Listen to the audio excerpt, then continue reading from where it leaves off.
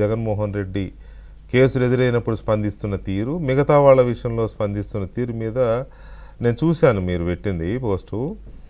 అది కొంత ఇంట్రెస్టింగ్గా ఉంది. కొంచెం దాని మీద మాట్లాడాల్సిన ఇది అవసరమేమో. ఎందుకంటే చాలామంది నోటి వెంట ఈ మాట విన్నాను నేను, ఈ వివక్ష చూపిస్తున్నాడు. ఎంపీలు అందరూ ఉన్నప్పుడు, జగన్మోహన్ రెడ్డి వెళ్ళినప్పుడు మిగతా వాళ్ళందరూ లోపలికి వెళ్తే నందిగం సురేష్ వీళ్ళందరూ ఆ డోర్ దగ్గర కాపలా కాసిన పరిస్థితి కూడా చూసాం, ఫోటోలు కూడా చూసాం. అప్పుడే చర్చ జరిగింది కదా. సో ఈ పరిస్థితుల్లో అసలు ఏంటండి రాజేష్, మీ అబ్జర్వేషన్ ఏంటి? మీకు అలా అంత క్లియర్గా ఎందుకు అనిపించింది? సార్ వికే గారు, ముందుగా మీకు అలాగే ప్యానెల్లో ఉన్న పెద్దలకి, ఏబిఎన్ ప్రేక్షకులకు హృదయపూర్వక నమస్కారం అండి. అయితే మొన్నండి ఈ మధ్యలో జగన్మోహన్ రెడ్డి గారు అదే ఆ వైసీపీ పార్టీ చేసిన బిహేవియర్ చూసాక, అంటే గతం నుంచి మేము చూస్తున్నా కూడా వాళ్ళ కార్యకర్తల పట్ల కూడా ఇలా బిహేవ్ చేస్తున్నాడు అనేది చాలా బాధ అనిపించిందండి. మేము కూడా అదే సామాజిక వర్గానికి చెందిన వ్యక్తులుగా. అయితే ఒకటేంటంటే, ఈ వైసీపీ కోసం బోరుగడ్డ అని ఒకడు ఉండేవాడు అండి అక్కడ గుంటూరు ప్రాంతంలోని. వాడు విపరీతంగా మాట్లాడేవాడు. అంటే చంద్రబాబు నాయుడు గారు లేరు, లోకేష్ గారు లేరు, పవన్ కళ్యాణ్ గారు కాదు, వాళ్ళ ఇంట్లో మహిళల్ని ఎలా పడితే అలా మాట్లాడి చివరికి ఆడు ఏం క్లెయిమ్ చేసుకునేవాడు అంటే, నేను జగన్ గారి బంధువు నేను క్లెయిమ్ చేసుకునేవాడు. అందరూ లేదు, ఒకసారి అంటే బంధువో కాదో నాకు తెలియదు కానీ ఒకసారి ఎయిర్పోర్ట్లో అనుకోకుండా నాకు తారసపడి, అన్న నేను ఐఎమ్ సో అండ్ సో అని చెప్పి నాకు కూడా చెప్పాడు. జగన్మోహన్ రెడ్డి గారి వాళ్ళ బాబాయ్ కూతుర్నో వాళ్ళ మేనమామ కూతుర్ని ఎవరో చేసుకున్న సంథింగ్ ఏదో అట్లా అలా మోటివేట్ చేశారండి. నువ్వు పలానా జగన్మోహన్ రెడ్డి గారి బంధువురా అని చెప్పి ఆయన మోటివేట్ చేసి బ్రెయిన్ వాష్ చేశారు. చేసేయటంతో ఆయన భూమి మీద నిలబడకుండా అసలు మనం వినడానికి ఉచ్చరించడానికి కూడా ఇది లేని భాష ప్రయోగించి మాట్లాడేవాడండి. అని అరెస్ట్ చేశారు. అరెస్ట్ చేసినప్పుడు చాలా మంది ఆనందించారండి. ఇలాంటి దరిద్రులు ఖచ్చితంగా అరెస్ట్ అవ్వాలి, మాలాంటి వాళ్ళం కూడా. అప్పుడేమో క్యాస్టెడ్ మా సామాజిక వర్గం కూడా అది ఇదని ఏమో ఆలోచించలే. ఇలాంటి వాడు ఎక్కడున్నా సరే ఇటు సమాజానికి చేయటం, ఇలాంటి వాడు జైల్లోనే ఉండాలనుకున్నాం. తర్వాత కొన్ని రోజులకి నందిగాం సురేష్ గతంలో వైసీపీ అధికారంలో ఉన్నప్పుడు ఆయన మర్డర్ కేసులో అప్పుడే ఇరుక్కున్నాడండి. అప్పుడే మేము ఆ మర్డర్ కేసులో ఆయన ఉన్నాడు, అరెస్ట్ చేయాలన్నా అప్పుడు పట్టించుకోలేదు, అరెస్ట్ చేయలేదు ఆయన్ని. కానీ ఇప్పుడు ఎప్పుడైతే గవర్నమెంట్ మాడిందో పోలీస్ కరెక్ట్గా డ్యూటీ చేయడం, అన్ని సాక్ష్యాధారాలు సేకరించి ఆయన్ని కూడా అరెస్ట్ చేశారు. అరెస్ట్ చేసిన తర్వాత కొన్ని రోజులకి వర్ర రవీందర్ రెడ్డి అనేవాడిని ఎక్కడ రాయలసీమలో ఎక్కడో ఆడు చాలా దారుణమైన మాటలు, ఇప్పుడు ఈ నేను చెప్పిన ఈ బోరుగడ్డ అనిల్ అనేవాడు ఎలాంటి మాటలు మాట్లాడతాడో అంతకన్నా నీచమైన మాటలు మాట్లాడతాడు ఆ వర్ర రవీందర్ రెడ్డి. వాడిని అరెస్ట్ చేశారు అన్నారు. తర్వాత మొన్న మాలపాటి భాస్కర్ రెడ్డి, అసలు వాడు మాట్లాడిన మాటలు చూస్తే సార్, అదే వీళ్ళు విదేశాల్లో ఉంటున్నారు కాబట్టి ఇంకేళ్ళు దొరకరు అనే ఉద్దేశంతో మాట్లాడుతున్నారేమో అన్నంత దారుణంగా తల్లి వయసు ఉన్న మహిళలతో కూడా చాలా నీచంగా మాట్లాడినాడు మాలపాటి భాస్కర్ రెడ్డి అన్నవాడు. అయితే వీళ్ళని అరెస్ట్ చేసినప్పుడు, మాలపాటి భాస్కర్ రెడ్డి అన్నవాడిని అరెస్ట్ చేసినప్పుడు మొన్నే, అంటే ఇంకా ప్రజలు మర్చిపోయి ఉంటారని మొన్న అరెస్ట్ చేశారు.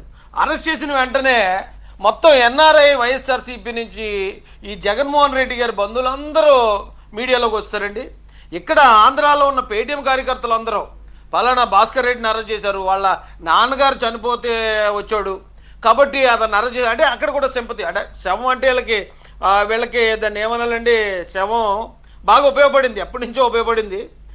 ఆ క్రమంలో ఈ శవాన్ని మళ్ళీ ఉపయోగించుకోవాలనే ఉద్దేశంతో వాళ్ళ తండ్రి గారి ఆ మృతదేహాన్ని కూడా చనిపోయాడు కాబట్టి ఆయన అరెస్ట్ చేయకూడదు. ఇప్పుడు తప్పు చేసినోడు ఎప్పుడు ఎలా దొరికినా అరెస్ట్ చేస్తారు, అది వేరే విషయం అండి. అయితే మొత్తం సోషల్ మీడియా, సాక్షి టీవీ కానీ, సాక్షిలో అనలిస్టులు కానీ వీళ్ళందరూ డీల్ చేసిన విధానం చూసాక, ఇక్కడ చూసాక నాకు అది గుర్తొచ్చిందండి. అదేంటి, ఈడు వరస్ట్ ఫెలో, ఈడు దరిద్రమైన భాష మాట్లాడినోడే, వాళ్ళు గతంలో బోరుగడ్డ అన్నవాడు అదే మాట్లాడినాడు. మరి వాడిని కనీసం వీడు మా పార్టీ కార్యకర్త అని కూడా ఎక్కడ ఒప్పుకోలేదండి. ఆ బోరుగడ్డ అన్నవాడిని వాడుకున్నంతకాలం వాడుకున్నారు. వాడుకుని తర్వాత ఆయన అరెస్ట్ చేసి ఏంటో మహిళల పట్ల ఇలా మాట్లాడుతున్నారని అందరూ అడుగుతుంటే ఆడికి మా పార్టీకి సంబంధం లేదు, అసలు ఆడు ఎవడో కూడా మాకు తెలియదు అన్నారు. సజ్జల రామకృష్ణారెడ్డి గారు 10 సార్లు ఆడికి అపాయింట్మెంట్ ఇచ్చారు. ఎవరికీ దొరకని సకల శాఖ మంత్రి అయినా ఎప్పుడు వెళ్ళి బోరుగడ్డ అనిల్ని దగ్గర కూర్చోబెట్టుకుని మాట్లాడడం, ఇద్దరు ఇష్టంగా ఇది చేయడం, కబుర్లు చేయడం, మాకు సంబంధం లేదన్నారండి. అంటే అన్ని నిర్దాక్షిణ్యంగా వదిలేశారు సార్. మొన్న నందిగాం సురేష్ ఒక ఇంటర్వ్యూలో చెప్తూ ఆయన బాధపడ్డ వీడియో చూశాను నేను ఇలాగ అరెస్ట్ అయినప్పుడు మాకెవరు కనీసం సపోర్ట్ ఇవ్వలేదు, కనీసం కారులో నా భార్య పిల్లల్ని నన్ను చూడడానికి తీసుకురావడానికి కూడా ఎవరు కనీసం మాకు ఆ సాయం చేయలేదు. ఎవరో బంధువులు వస్తే ఇదైంది తప్ప 5 సంవత్సరాల పాటు నన్ను వాడుకున్న ఆ పార్టీకి సంబంధించిన వాళ్ళు ఎవరు నాకు ఇచ్చేయలేదని ఆల్మోస్ట్ కన్నీళ్ళు పెట్టుకున్నట్టు మాట్లాడాడు. అయితే తప్పులు వీళ్ళు చేశారు, వాళ్ళు చేశారు, తప్పులు చేయలేదు అంటలే. కానీ వాళ్ళ పట్ల ఒకలాగా బిహేవ్ చేయటం, మాల్పాటి భాస్కర్ రెడ్డి విషయంలో ఇలా చేయటం, మళ్ళీ మొన్న ఎవరో కారుమూరి వెంకటరెడ్డి అతను అరెస్ట్ చేసిన వెంటనే మొత్తం యంత్రాంగం అంతా కదిలిపోవటం, వైసీపీ నుంచి నాయకులు వెళ్ళిపోవటం, వాళ్ళంతా ఏంటండి ఏం మెసేజ్ ఇస్తున్నారు వీళ్ళు? ఆ వైసీపీలోని ఎస్సీస్ని అడుగుతున్నాను నేను, ఆ దళితులను అడుగుతున్నాను. ఇప్పుడు తెలిసిన అరెస్టులు ఇవి, బోర్గా డానియల్ కానీ నందిగాం సురేష్ కానీ, తెలియకుండా ఎంతోమంది కార్యకర్తలు అరెస్ట్ అయ్యారండి.